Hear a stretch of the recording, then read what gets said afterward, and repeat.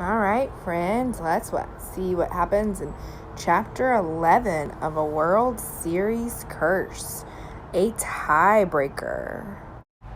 While they waited for the World Series to start, Kate leaned forward and scanned the Cubs bench for Louie. Well, I still want Big D and the Red Sox to win, she said, but it's such a shame that Louie can't play. Mike nodded. The Cubs could really use Louie tonight, he said. This is it. One of those teams is going to win the World Series. Kate's mom leaned over. She had written her story early that night, so she was able to watch the game with Kate and Mike. But at least you two stopped red, she said. Now each team will have a fair chance to win. Kate twirled her long hair around the tip of her finger. I guess, she said, but it would be even fairer if Louie were playing. He didn't have anything to do with that corked bat. The Wrigley Field loudspeakers boomed to life. Both teams stood in front of their dugouts for the national anthem. When it was done, the Red Sox ran off the field to get ready to bat. The Cubs were just about to take the field when the loudspeakers crackled. Hold on, everyone, the announcer said. Mike and Kate looked at each other. The umpires have reviewed new information from yesterday's corked bat incident, the announcer said. There's going to be a change in the lineup.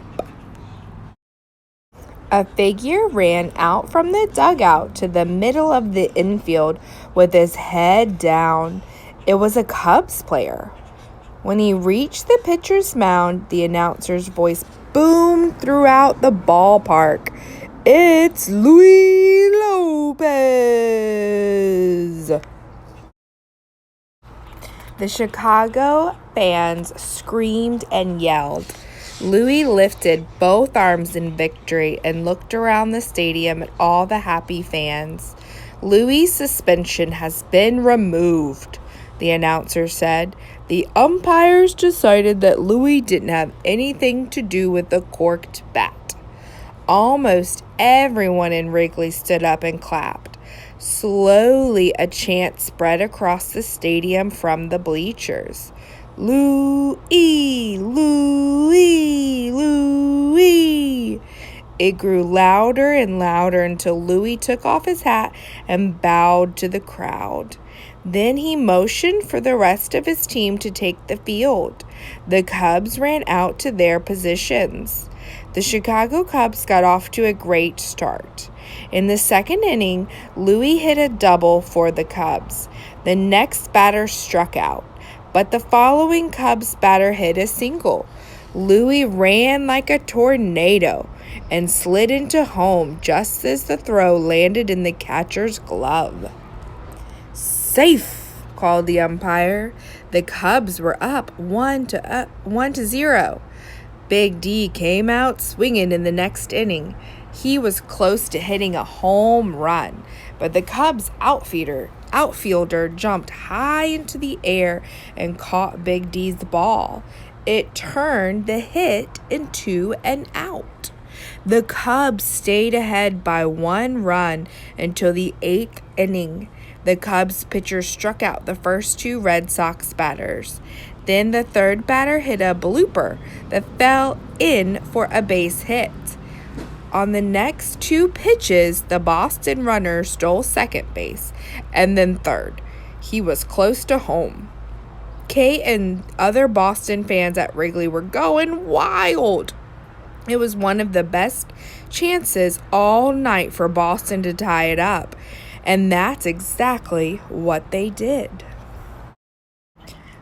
When the next Boston batter hit a long line drive for a double, the runner on third ran for home. The outfielder threw the ball in, but it wasn't even close. Boston scored a run. The final World Series game was tied 1-1. The Cubs fans grew silent. The cool fall air seemed to grow chillier. A few Boston fans cheered, but all eyes were focused on the Cubs pitcher. He needed one more out to keep Boston from scoring the go-ahead run. The pitcher ground the ball into his hip. The bat buzzed back and forth with practice swings. The Cubs pitcher waited for the right sign from his catcher and let the ball fly. Pow! The bat connected with the ball and sent it sailing high into the dark sky. Cubs outfielders ran to get under the ball. The Red Sox runner raced toward home, and the batter ran for first base. The ball arced up and then down. The runners rushed around the bases. But before the first runner crossed home plate, the ball dropped neatly into the glove of the Cubs' left fielder. It wasn't out. The Red Sox players took the field for the bottom of the eighth as the Cubs got ready to bat. But Chicago's luck didn't change. Instead of getting on base, the first two Cubs batters struck out. The crowd clapped loudly for the third batter, but he hit a high pop fly that the Red Sox catcher caught. The eighth inning was over. The game was still tied, heading to the ninth. The Red Sox needed to score to win the game.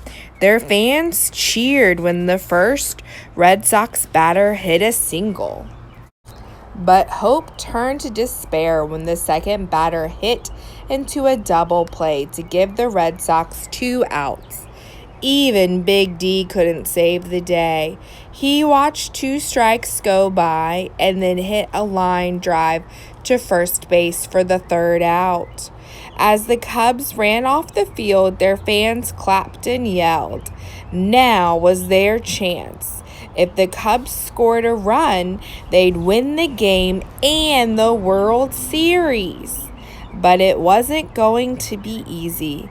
As the Red Sox took the field, the pitcher warming up threw one strike after the other. Smack, smack, smack. The balls popped into the catcher's glove like explosions from a cannon. The game wasn't over yet. It looked like the first Cubs batter might win the game when he hit a long drive into right field. The fans cheered as he ran, but the right fielder grabbed it on a bounce and hurled it to second base. It was close, but the Cubs player was out. Louis was up next. The stadium filled with what sounded like choruses of fans shouting boo, but they were actually calling Lou as Louis walked to the plate. Louis was focused only on the pitcher. When the ball came hurtling toward him, he swung and hit it with all his might. The ball sailed down the third base line. It slipped past the third baseman and into left field. Louis rounded first and headed to second. He hit a double.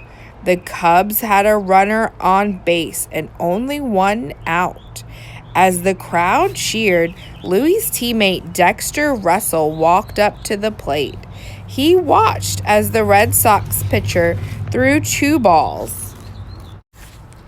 Dexter was waiting for the right pitch.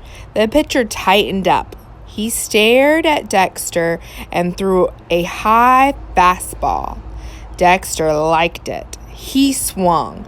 The bat chopped down and hit the ball at just the right angle. Pop! The ball launched off the bat and down the right field line. Louis raced around the bases. The Red Sox right fielder tried to grab the ball, but booted it with his foot, and sent the ball flying. Louis rounded third. The fans screamed themselves hoarse. The right fielder found the ball and rifled it home. Louis and the ball were both racing towards the catcher. Louis dove for home plate. His hands stretched out in front of him while he angled his body away from the catcher. The throw from the outfield snapped into the catcher's glove. The catcher swung the glove down to meet Louis. Dust flew. The umpire motioned with his arms. The play was over. The crowd couldn't believe the call.